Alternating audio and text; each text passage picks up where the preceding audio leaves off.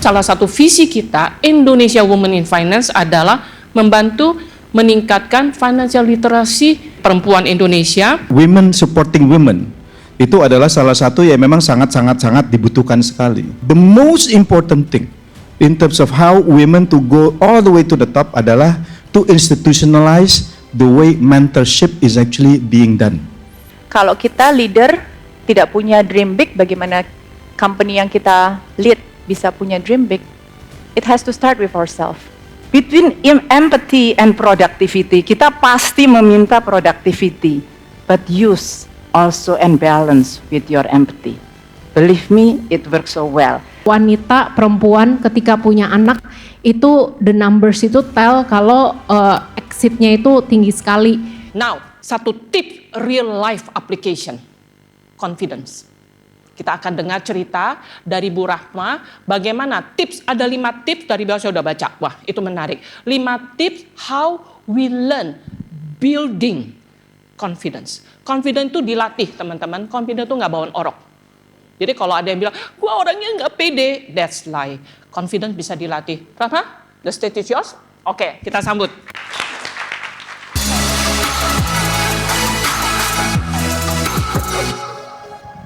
Saya adalah seorang ibu dari 3 anak dan thanks God tadi Yuli bilang support system.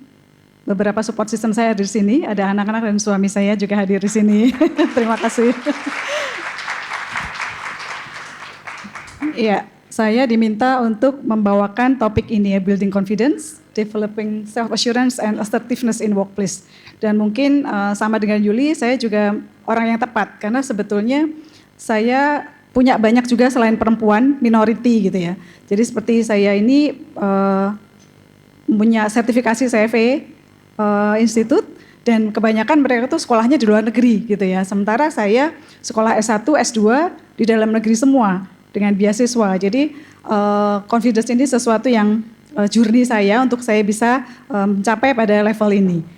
Jadi ini confidence ini kalau menurut saya sesuatu hal yang cukup tricky ya. Saya bekerja di Telkom Group gitu ya. Ketika dulu saya mencapai level BOD-1, itu tuh perempuan kalau rapat pimpinan itu hanya sedikit.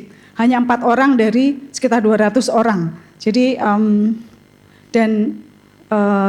mau tidak mau ya, kadang-kadang kacamata dunia itu masih male dominated world, itu masih rada patriarkis. Mereka melihat perempuan itu seperti kayak mau jadi laki-laki seperti itu ya. Artinya itu yang challenge kita, bagaimana kita bisa membangun confidence, self assurance dan assertiveness itu tanpa kehilangan keperempuanan kita. Karena kita punya sustainable development goals yang nomor 5, gender equality.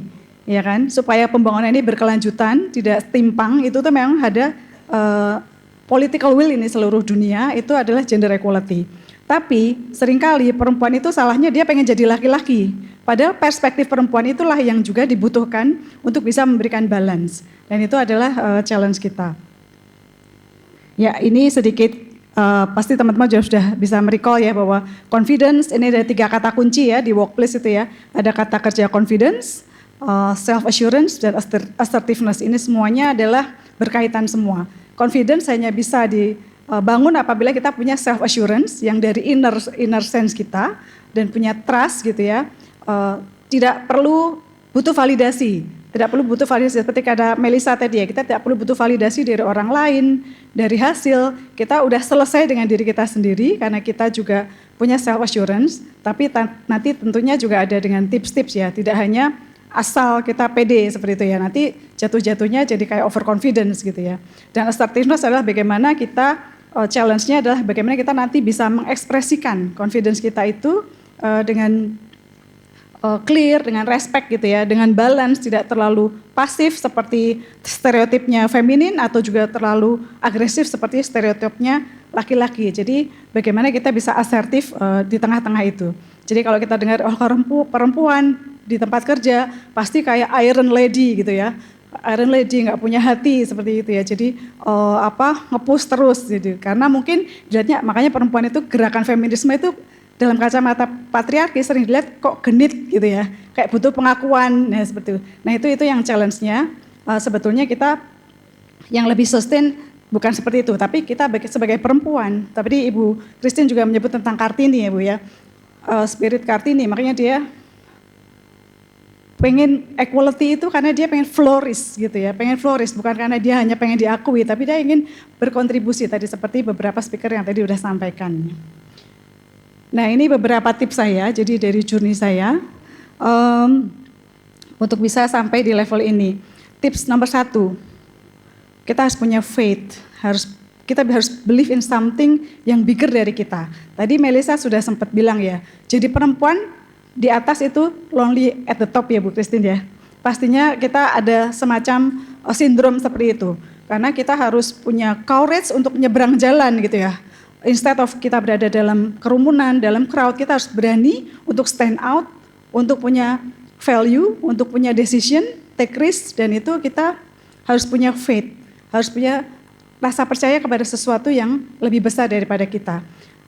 Kalau menurut saya pengalaman pribadi, confidence itu harus dibarengi dengan spiritual confidence. Karena sebetulnya manusia itu kan kita fragile ya. Kalau kita tidak punya sandaran yang lebih besar, maka kita akan cenderung juga gampang untuk merasa burnout seperti itu. Ya, ini adalah beberapa hal ya, ini juga saya pakai AI juga gitu ya, tapi memang saya relate dengan pengalaman saya gitu ya. Dengan kita punya faith gitu ya, kita bisa membangun confidence itu dari dalam kita, karena kita punya something bigger yang kita bisa rely on gitu, tidak hanya ilusi bahwa kita tuh mandiri, kita tuh percaya diri, tapi ternyata kita tidak sekuat itu, kita sebenarnya fragile. In my experience, confidence itu adalah spiritual confidence yang dibangun dari sana gitu ya. Dan itu juga kita bisa mengurangi kecemasan, mengurangi ketakutan, karena kita percaya bahwa behind kita tuh ada something bigger yang support kita. Dan itu adalah dalam pengalaman saya itu adalah sesuatu yang sangat menjadi driver gitu ya. Kemudian yang kedua, tips yang kedua. Nah, ini saya juga tadi sebenarnya sudah disampaikan juga ya oleh speaker-speaker sebelumnya bahwa kita harus punya kontribusi, kita harus semangat kita itu bukan untuk diakuin. Jadi saya pernah ikut spiritual camp gitu ya, waktu saya ikut business leadership course-nya Telkom Group, bagus sekali, panitianya itu mengundang pakar kesehatan yang dia menggeluti spiritual dan integrative health gitu ya. Jadi kebanyakan dari talent-talent di perusahaan yang meraih ke atas itu, mereka lupa, mereka ingin achieve sesuatu, mereka ingin to be something, ingin to be significant, ingin diakuin. Itu nggak salah gitu, tapi kalau menurut narasumber tersebut yang saya sangat admire juga gitu ya, saya sangat mengiyakan gitu ya. Sebenarnya ada 4 driving motif manusia. Yang pertama tadi ya, to be significant atau to be meaningful, untuk to be recognized. Nah itu sebetulnya bagus juga daripada kita nggak pengen jadi apa-apa, nggak punya courage ya, itu bagus. Tapi sebaiknya jangan berhenti di situ gitu ya, harus kita up lagi gitu. Yang motif yang kedua adalah untuk mencari kepastian. Mungkin kita pengen karir yang mapan, pengen punya masa depan yang cerah dan seterusnya gitu ya. Itu juga sebetulnya nggak apa-apa juga daripada nyusahin orang lain gitu kan ya, jadi menjadi beban gitu. Kemudian yang ketiga juga ada lagi drivingnya itu adalah bagaimana kita ingin mencari challenge, mencari adventures gitu ya. Ya manusia potensinya tidak terbatas, itu juga sesuatu yang bagus ya, daripada kita orangnya udah PW, nggak mau maju, nggak mau belajar gitu. Itu juga bagus, tapi yang paling lebih bagus lagi sebetulnya driving motifnya adalah love. Kita harus punya rasa passion, rasa ingin memberi, dan itu yang lebih sustain.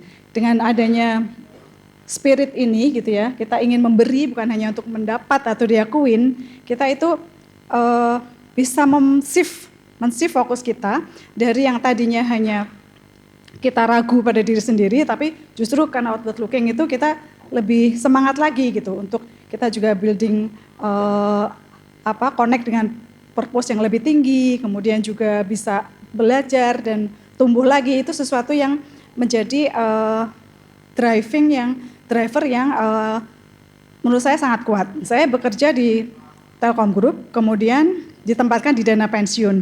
Dana pensiun itu kan financial institution. Sponsornya perusahaan yang operating company, mereka nggak ngerti how to manage financial risk dan seterusnya gitu ya.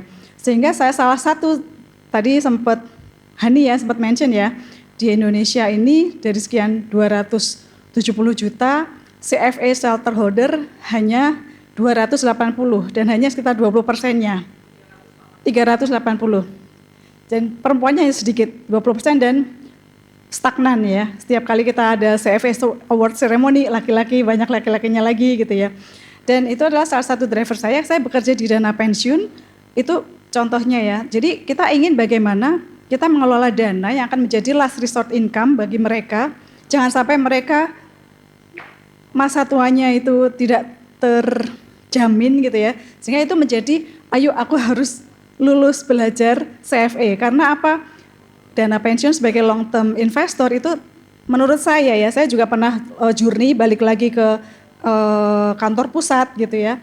Tapi dana pensiun ini challenging-nya apa? Challenging-nya adalah the most misunderstood industri menurut saya, karena KPI-nya juga spesifik, tidak semua stakeholders-nya paham, dan untuk bisa dapat legitimasi itu, makanya saya belajarlah CFA level 3 ini sampai dapat gitu ya, sampai dapat legitimasi. Nah itu adalah satu contohnya. Jadi justru karena kita ingin memberi gitu ya, itu jadi kita mendorong kita, menyemangati kita untuk bisa memberikan pertumbuhan yang terus menerus. Dan kita juga pastinya, kita semua udah sering mendengar istilah ikigai ya, ikigai dari Jepang, itu saya juga sangat admire dan saya sering bilang ke anak-anak saya. Jadi kita itu mau jadi apa,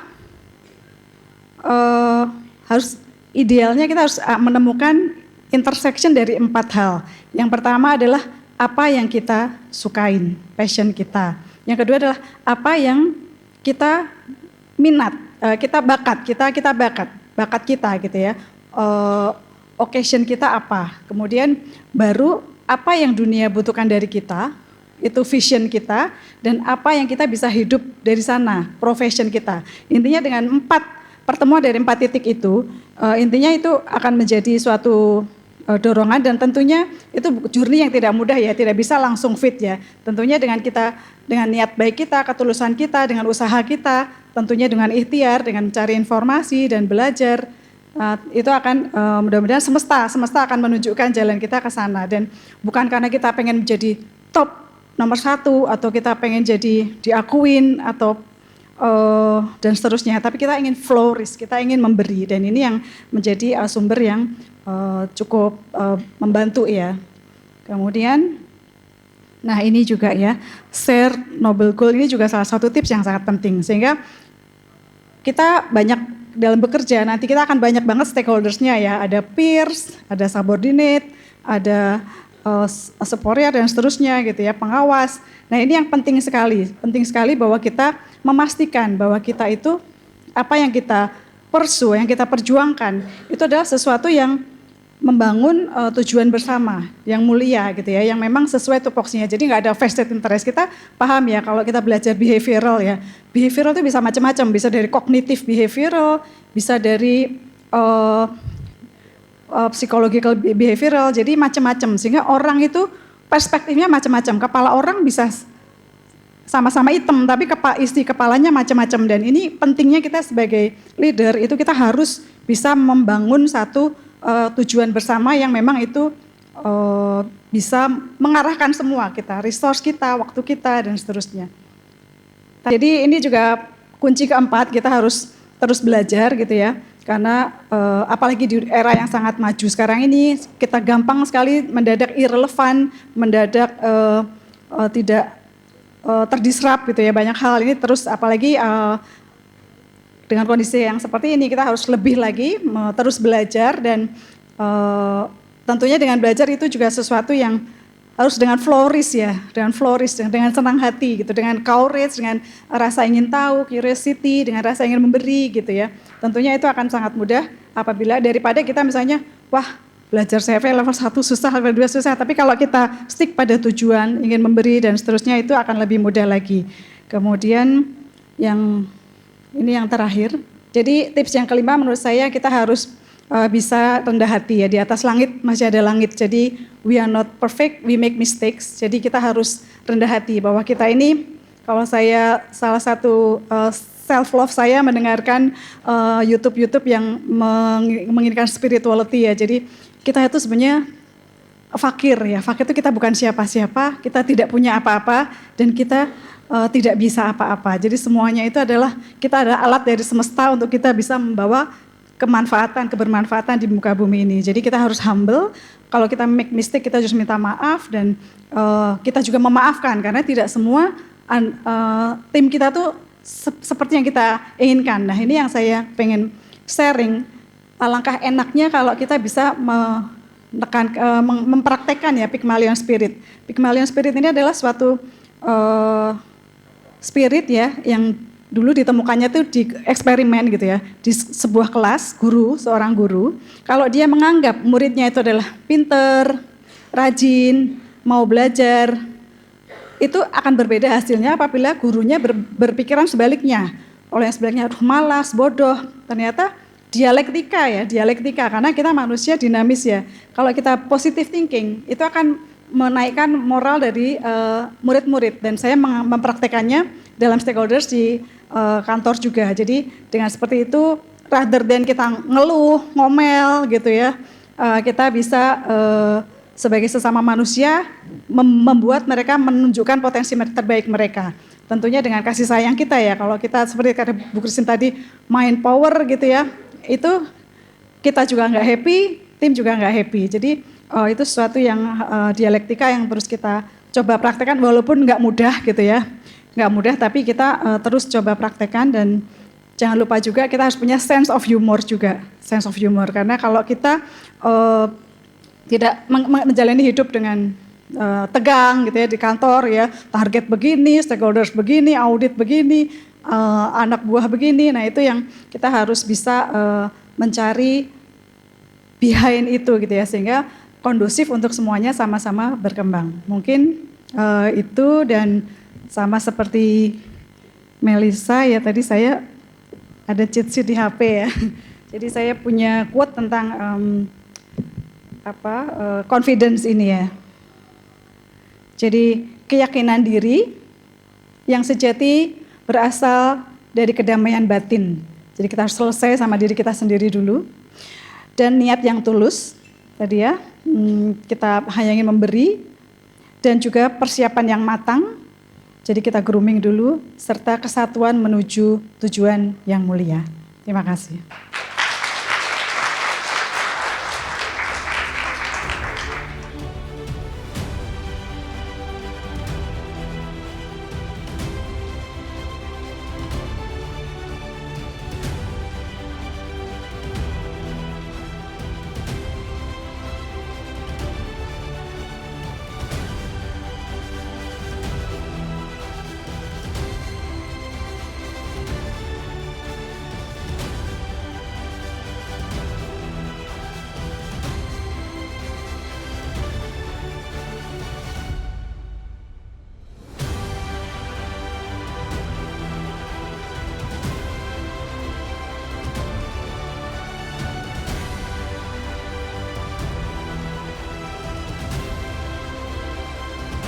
Ada juga fear of visibility di mana kadang-kadang kita jadi mengkerdilkan diri sendiri karena kita nggak mau dianggap terlalu ambisius. Atau bahkan kita juga nggak mau dianggap terlalu alpha. There's the differences is opportunities when managed well, mutual respect dan adaptive leadership itu akan menghasilkan higher performance, kinerja yang lebih bagus. Combining digital speed and real world wisdom is the key to success. Kita percaya bahwa broadening circle itu bantu kita dan bantu orang lain juga. Kalau kita networknya banyak, semakin banyak kita kesempatan untuk berbuat kebaikan. Gitu. Nyataan di lapangan kita ini menghadapi banyak leader yang mungkin mereka jenius, kerjanya hebat dan sebagainya, tapi lingkungan yang dia buat itu adalah lingkungan yang toksik. Kita adalah fashion brand yang catering untuk semua women who are leaders, change makers, and problem solvers. Your credibilities itu recognized as the same level gitu, as similar to accountants in the other countries.